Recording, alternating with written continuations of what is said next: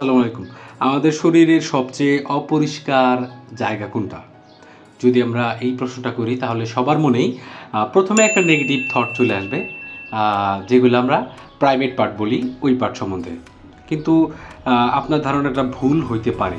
তো এখানে অপরিষ্কার বলতে বোঝানো হচ্ছে যে আপনার ব্যাকটেরিয়া, যেখানে ব্যাকটেরিয়া বেশি জমা হয়।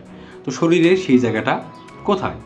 তো আপনি ১ম এই চিন্তা করতে পারেন যে শরীরের সেই জায়গাটা আপনার মানে পা হতে পারে। কারণ আপনি যখন হাঁটাচলা করেন, বাইরে যান, তো সব জায়গায় পাটা বেশিরভাগ ইউজ হয়। তো সেক্ষেত্রে পায়ে ময়লা লাগে বেশি, সেখানে জীবাণু এবং ব্যাকটেরিয়া থাকার সম্ভাবনা বেশি এবং সেটাই সবথেকে অপরিষ্কার। তারপরে আপনি হাত পা মুখ যেগুলো আপনার শার্ট প্যান্ট পরার পরে যেগুলো খালি থাকে, ওই সমস্ত জায়গায়, নাকের ভেতর, এই সমস্ত জায়গায় কিন্তু আপনার অপরিষ্কার জায়গা হিসেবে আমরা যেটাকে বলা ব্যাকটেরিয়া অপরিষ্কার জায়গা হিসেবে চিহ্নিত করতে পারি। কিন্তু না, আপনার এই ধারণাটাও ভুল। আমাদের শরীরের সবচেয়ে নোংরা স্থান হলো আমাদের নাভি। ঠিক আছে? নাভিতে সবথেকে বেশি ব্যাকটেরিয়া জন্ম নেয় এবং এইখানে সবথেকে অপরিষ্কার বেশি থাকে।